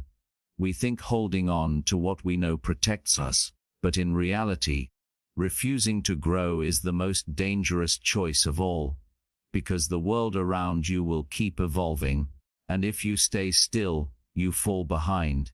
The relationships, opportunities, and possibilities you dream of will not wait for you in the comfort zone. They exist only on the other side of change. Remember, this change is not always dramatic. Sometimes it is subtle, a small decision, a small shift, a small habit that eventually creates massive transformation. When you embrace even small changes daily, like improving your routines, adjusting your mindset, trying new things. You train yourself to adapt, and when bigger changes come, you face them with less fear and more confidence. Another reason people resist change is the illusion of control. We cling to what we know because it feels predictable, but predictability is not peace. It is just familiarity, and familiarity can become a cage. Real peace comes from adaptability, the knowledge that no matter what changes, you have the strength to adjust, to learn, to rebuild. This adaptability is resilience in action. It is the art of dancing with life instead of fighting against it. When you embrace change, you reclaim your power, because instead of being dragged by life's currents, you learn to ride them. But let's be clear, embracing change does not mean enjoying every change. Some changes are painful. The loss of loved ones, unexpected hardships, endings we didn't choose. But even in these, there is growth, even if the lesson is simply learning how strong we can be. Painful change is not fair, but it is powerful, because it teaches compassion, depth, and perspective. To embrace change does not mean to celebrate suffering, but to trust that even suffering can be turned into strength if you refuse to let it break you. Another key to embracing change is to release the illusion of permanence. Nothing is permanent. Not your problems, not your pain, your current circumstances. Change is inevitable, and when you stop fearing it, you realize that even the hardest moments are temporary, even the happiest ones are precious, because they too will pass. This awareness makes you more grateful for the present and more open to the future. Here's the liberating truth: when you embrace change, you no longer fear failure, because you understand that failure itself is just change. It is a shift in direction, a lesson disguised as a loss, a redirection towards something better. People who fear failure fear change, but those who embrace change see failure as feedback, a natural part of growth. Imagine how unstoppable you would be if you saw every failure not as an end but as an adjustment on the path to success. That is what embracing change does. It removes fear's grip and replaces it with curiosity and courage. And finally, embracing change means embracing yourself as a constantly evolving being. You are not supposed to stay the same. Who you were 5 years ago is not who you are now, and who you are today will not be who you are 10 years from now. That is not failure, that is growth. Allow yourself to evolve. Release old versions of yourself with love. Let go of identities that no longer serve you. Boldly into the person you are becoming. Change is not a loss of self. It is an expansion of self. And when you live with this awareness, change becomes not something to fear but something to welcome, because it means you are alive, growing, and moving forward. So do not resist change. Embrace it. Lean into it. Trust it. Because the more you fight it, the more you suffer, but the more you embrace it, the more you grow. Life will change whether you like it or not, but whether that change breaks you or builds you depends on one thing: your willingness to see it as a gift. Practice daily gratitude. Gratitude is not just a polite thank you. It is a mindset, a way of seeing life that transforms ordinary moments into miracles and problems into lessons. And when you make gratitude a daily practice, you stop waiting for happiness to arrive in the future and begin to experience joy right now, in this moment, no matter your circumstances. Because gratitude is not about having a perfect life, it is about learning to see the perfection in life as it already is. Too often, people live in a constant state of lack, always chasing what they don't have, always comparing themselves to others, always focusing on what went wrong instead of what went right, and as a result they live in a constant state of dissatisfaction. never realizing that happiness is not found in the next achievement, the next purchase, or the next milestone, in the ability to appreciate what you already have. Gratitude is powerful because it shifts your focus, and where your focus goes, your energy flows. Focus on scarcity, you feel poor, but if you focus on abundance, you feel rich, no matter what's in your bank account. Gratitude doesn't ignore problems, but it gives you the strength to face them, because when you remind yourself of what's still good, drown in what's bad. Think about it, even in your hardest seasons, there were still small blessings. A supportive friend, a lesson learned, breath in your lungs, and the ability to notice those blessings is what kept you moving forward. Gratitude is not about denying pain, it is about refusing to let pain blind you to the beauty that still exists. Science even proves its studies show that gratitude improves mental health, reduces stress, boosts resilience, strengthens relationships, and even improves physical health. It literally rewires your brain, your full attention, training it to look for the positive instead of obsessing over the negative, and the more you practice, the more natural it becomes. But gratitude is not something you just feel when things are good.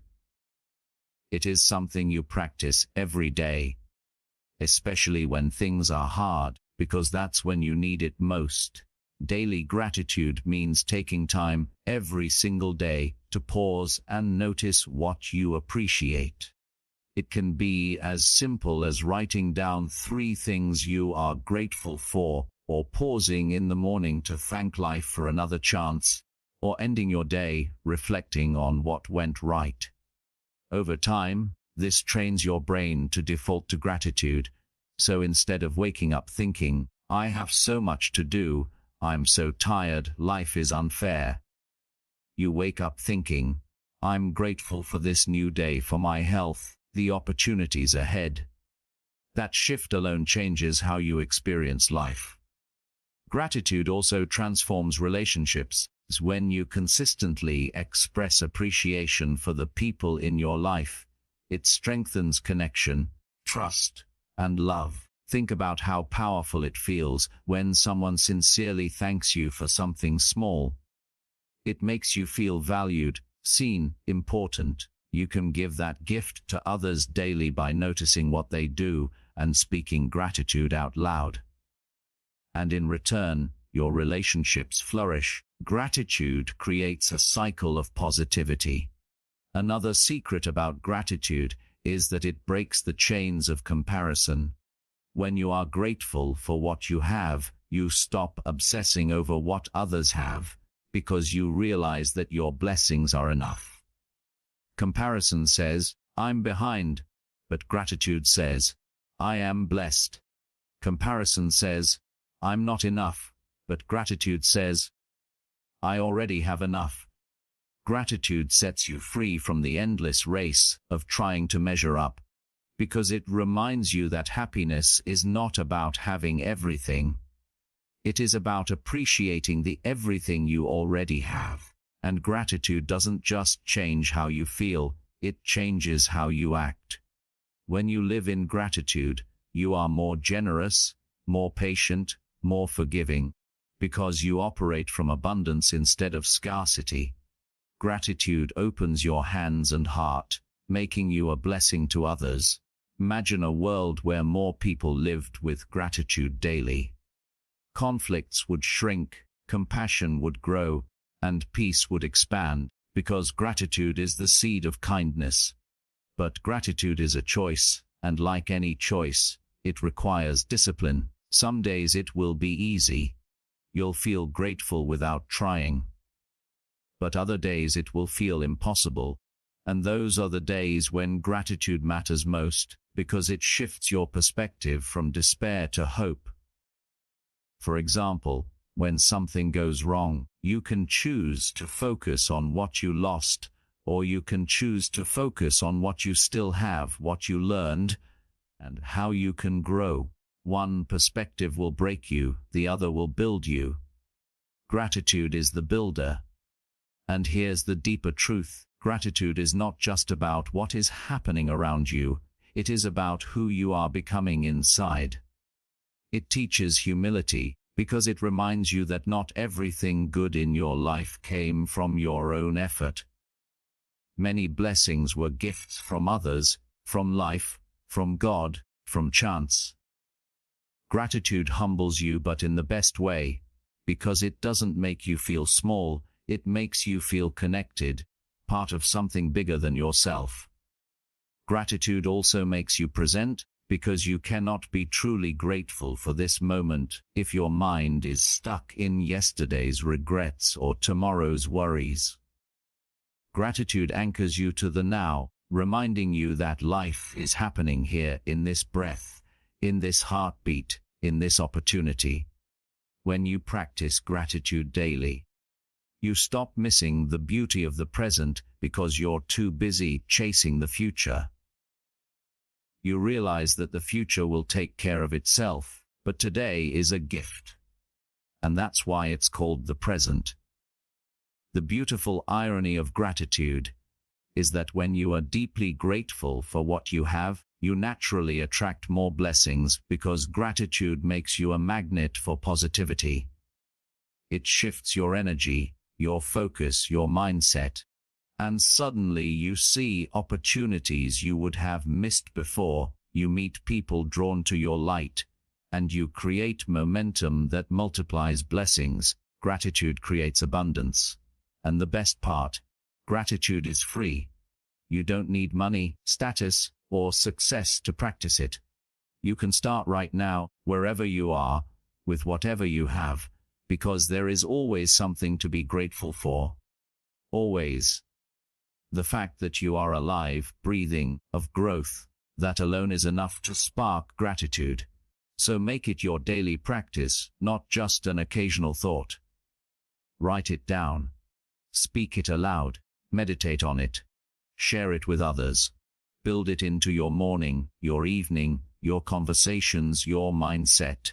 Because gratitude is not just something you feel, it is something you live. And when you live gratitude daily, life stops being a burden and becomes a blessing. Let go of control and trust the process.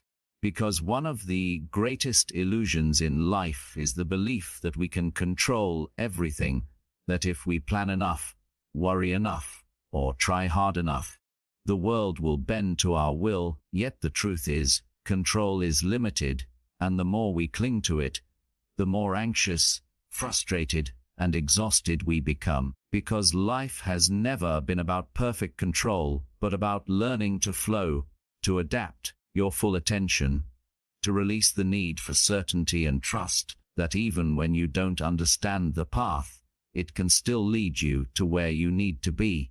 So many people spend their lives trying to micromanage every detail, worrying endlessly about outcomes they can never guarantee, rehearsing worst-case scenarios in their minds, and in doing so, they rob themselves of peace and joy in the present moment because their energy is consumed by the impossible task of controlling the uncontrollable. The irony is that the more you chase control, the less you actually feel in control, because fear drives your actions, and fear can never bring freedom. Letting go of control doesn't mean giving up responsibility, being passive, or letting life push you around. It means releasing the illusion that you can dictate every outcome, and instead learning to direct your effort, your focus, and your energy toward what you can influence, while accepting with grace what you cannot. This is where peace is found, not in controlling life but in trusting life. Trusting the process means believing that the challenges, delays, and detours are not punishments but parts of a bigger design, lessons that are shaping you in ways you may not yet see. Think about the times when life didn't go according to your plan. Maybe the job you thought was perfect didn't work out. The relationship you wanted ended, the door you prayed for stayed closed. And yet, later, you discovered that those setbacks were actually redirections, guiding you to something better, stronger, or more aligned with who you are becoming. In the moment, it felt like loss, but in hindsight, it was protection or preparation. That's the wisdom of trusting the process.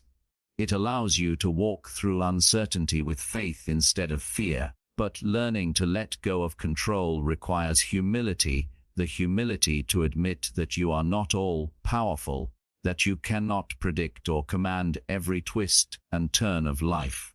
And that's okay, because you were never meant to carry the weight of the universe on your shoulders. When you cling to control, you live in constant tension. But when you release it, you breathe again, you open yourself to flow, and life becomes lighter, freer, more spacious. This doesn't mean you stop making plans or setting goals. It means you hold those plans with open hands, knowing they may shift. Trust that if they do, something else is waiting for you. It means you work hard but detach from the outcome. The outcome is not always yours to decide. You focus on the process, the effort, the growth. You trust that results will come in the right way, at the right time. Letting go of control also means letting go of the need to control people. So much of our stress comes from trying to change others, how they act, what they say, what they think of us. But people are not yours to control. The only person you can truly change is yourself. And when you stop wasting energy trying to control others, you free yourself to live authentically, without resentment or frustration. People will disappoint you, disagree with you, sometimes even hurt you, but letting go of control means releasing the belief that you can force them to be what you want them to be. Instead, you focus on your own growth, your own boundaries, your own energy, and you trust that the right people will align with you naturally. Another layer of control we must release is the obsession with timing. We want everything now, success now, love now, now. But life does not work on our timeline, it works on its own. Impatience is a form of control. It says, things must happen when I demand. But trust says, things will unfold when they are meant to. And here's the paradox. When you stop forcing timing, life often accelerates, because your energy shifts from desperation to alignment, and opportunities flow more naturally. Letting go also means surrendering the constant need for certainty. So many people paralyze themselves waiting for guarantees before they take action. Life will never give you perfect certainty. You don't need certainty. You need courage. Trusting the process means moving forward even when you don't know exactly how things will unfold, believing that clarity comes through action, not before it. The path reveals itself as you walk it, not while you stand still trying to map out every step. This is where faith comes in, not necessarily religious faith, but faith in yourself, in life, in the unfolding of events. Faith is the opposite of control. It is saying, I may not know how, but I trust it will work out.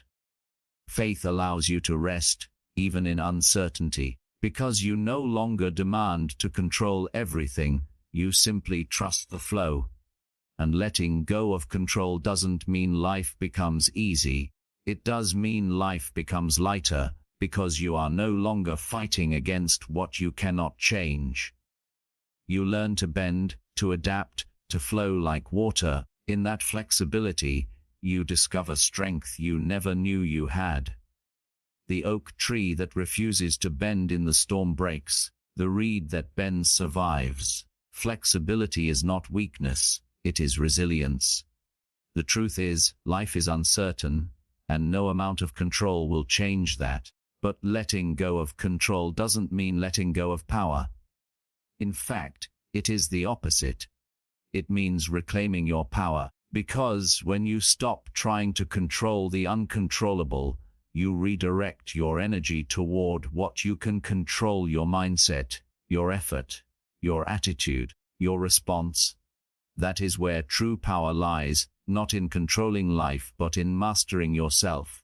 Imagine the peace you would feel if you stopped obsessing over everything outside of your hands and focused only on what you can actually do. Imagine the freedom of releasing outcomes and trusting that life is unfolding as it should.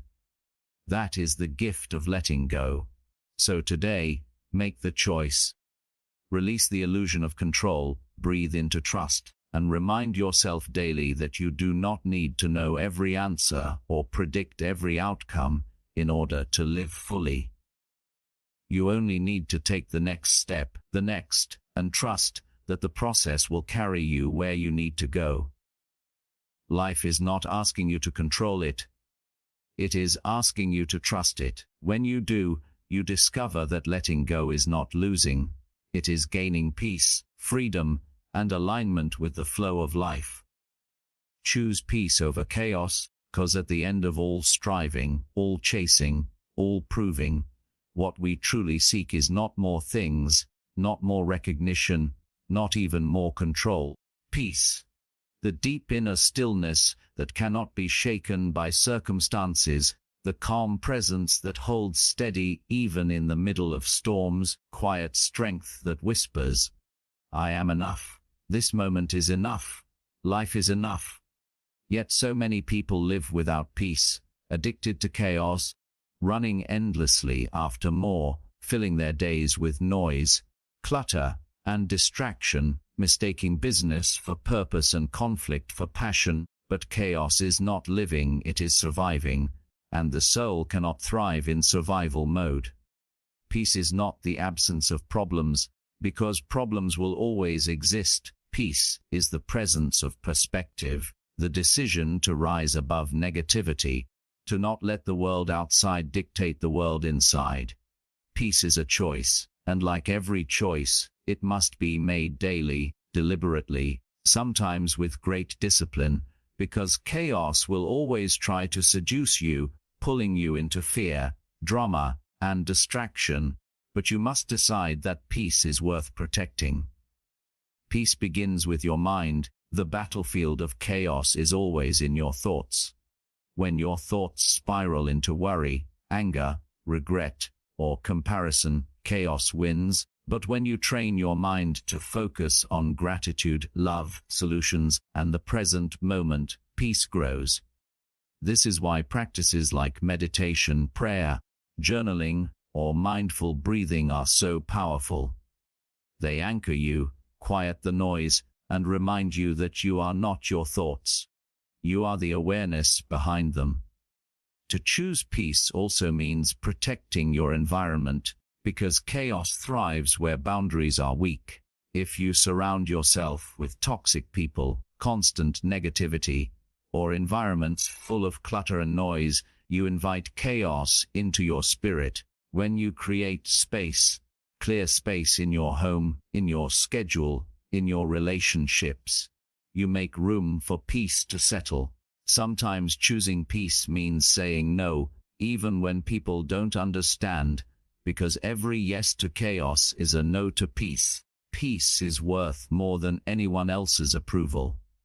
Peace also requires forgiveness, because holding on to anger, grudges, or resentment ties you to chaos, replaying the same pain over and over in your mind. Forgiveness is not about excusing others. It is about releasing yourself, choosing freedom instead of chains, choosing peace instead of poison. Peace is not passive, it is powerful. To stay calm in a storm is not weakness, it is strength. Anyone can shout, panic, or lash out, but it takes true mastery to remain centered, to respond with clarity instead of reacting with chaos. Peace gives you vision, patience, and wisdom. These are the qualities that move you forward in life far more effectively than chaos ever could. When you are at peace, you make better decisions, build healthier relationships, and pursue your goals with focus instead of desperation. Peace makes you magnetic. People are drawn to those who radiate calmness in a chaotic world. They sense safety, wisdom, and grounding in you. And yet, peace must be protected. The world is loud, constantly throwing distractions, conflicts, and fears at you. Social media thrives on chaos, news cycles amplify fear, gossip feeds on drama, but you don't have to consume it all. Protect your peace by choosing what you allow into your mind and heart. Ask yourself daily, this add to my peace or subtract from it? If it subtracts, you have the power to let it go. Peace also comes from alignment. When your actions, values, words are in harmony, your life feels whole. But when you live in conflict with yourself, pretending, hiding, or betraying your truth, chaos will always follow. Choosing peace means living authentically, even if it disappoints others, because inner conflict is the most exhausting chaos of all. And remember, this peace is not found in the future, when everything is perfect. It is available now, even in imperfection. Too many people postpone peace, saying, I'll relax when I have more money, when I get the promotion, when life slows down. But peace is not found in circumstances, it is found in perspective. If you cannot find peace where you are, you won't find it where you're going, because peace is an inside job. And choosing peace does not mean avoiding ambition, success, challenges. It means carrying peace with you as you pursue them, so that your life is not driven by anxiety, but guided by calm determination. Chaos says, hurry, prove, control, but peace says, breathe, trust, flow. Imagine how your life would change if you chose peace in every decision, every relationship, every challenge. Imagine how much energy you would reclaim if you stopped feeding chaos and started feeding peace. Choosing peace means living lighter, freer, more grounded, and more joyful, not because life is easy, because you are strong enough to remain calm even when it isn't. And here is the final truth: peace is your birthright. You are not born to live in constant chaos, stress, and fear. You were born with the ability to breathe deeply, to love fully, to trust life, to rest in your own worth. Peace is who you are beneath the noise, beneath the fear, beneath the chaos. You don't have to find peace. You only have to return to it, to remember it, to choose it again and again. And when you do, you discover that peace is the greatest success, because no achievement, no possession, no recognition will matter if your soul is restless. But with peace, even the simplest life feels full, rich, and complete. So choose peace today, choose it tomorrow, and choose it every day after, because in the end, peace is not just something you have, it is something you become.